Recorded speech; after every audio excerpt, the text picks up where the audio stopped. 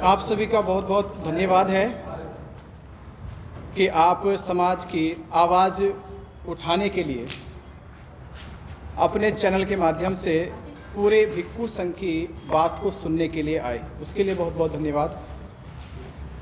आज की जो कॉन्फ्रेंस रखी गई है, ये कॉन्फ्रेंस है महाबोधि महाविहार मुक्ति आंदोलन के संबंध में। 6 जुलाई 1949 को बिहार गवर्नमेंट में एक अधिनियम पास किया गया।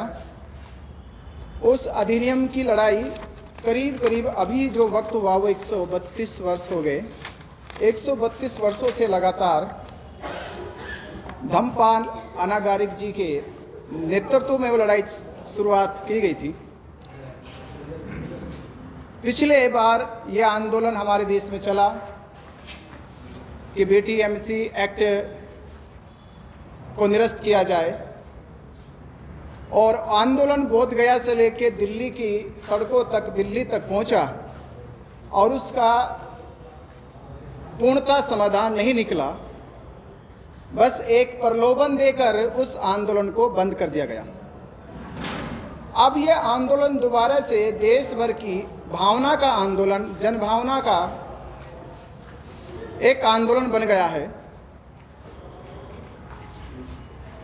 इस जन भावना के आंदोलन को जन आंदोलन, बौद्धों का आंदोलन, पूरे भारत के भिक्षु लामा, पूरे बौद्ध समाज के आंदोलन में एक सहभागिता सुनिश्चित करने के लिए कि देश का कोई भी राज्य, कोई भी शहर या बौद्ध धर्म को मानने वाले, चाहे वो महायानी हो, थेरवादी हो या किसी और भी यान से वो ताल्लुक़ रखते हो, उन सब की श्रद्धा का और उनके मान्यताओं का एकमात्र केंद्र है महाबोधि महाविहार बोध गया। महाबोधि महाविहार 1949 में जो अधिनियम बना, उस अधिनियम के तहत 9 लोगों की एक कमेटी बनाई गई। 9 लोगों की कमेटी बनाई गई। 9 लोगों की कमेटी में 4 लोग बौद्ध अनुयायी या बौद्ध भिक्षु हो गए और 4 लोग हिंदू हो गए, और 9वें व्यक्ति सरकार में जो मजिस्ट्रेट होगा उस गया डिस्ट्रिक्ट का, वो उसका चेयरमैन होगा। उस समय तो जब ये एक्ट बनाया गया तो चेयरमैन का कंपलसरी रखा गया कि वो हिंदू होना चाहिए।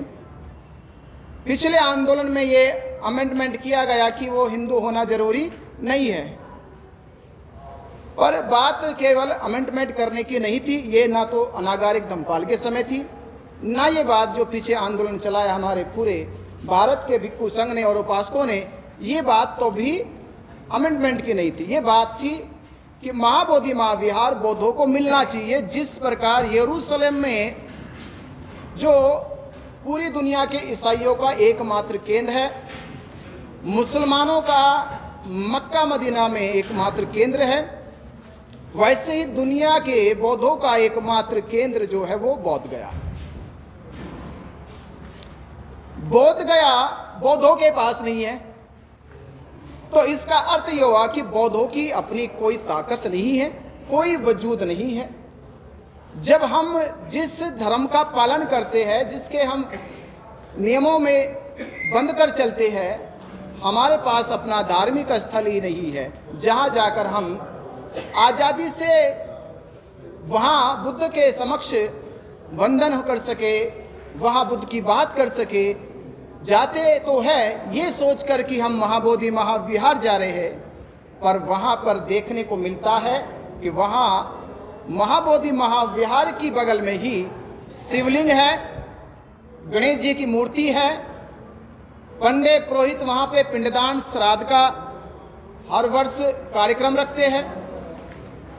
तो ये बड़ा हमें दुख होता है, जबकि ऐसा किसी भी, ना तो गुरुद्वारे पे ऐसा होता है, ना मस्जिदों में होता, ना चर्चों में होता, और हमारे बुद्ध विहार पे ये ऐसा होता है। तो हमने